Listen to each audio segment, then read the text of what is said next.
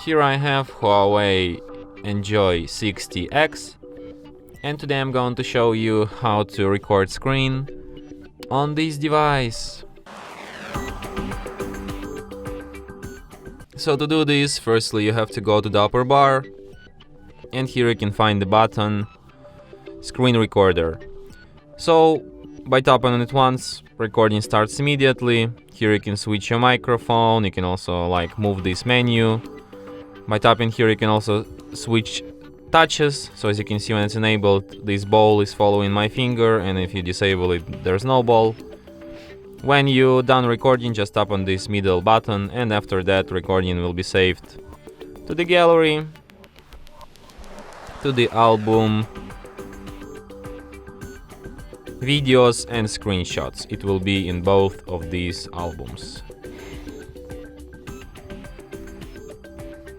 So from here you can share, favorite, edit, delete your recording, or perform other actions from this list. Recording starts immediately. Okay, so I disabled my microphone. And that's it. Thanks for watching.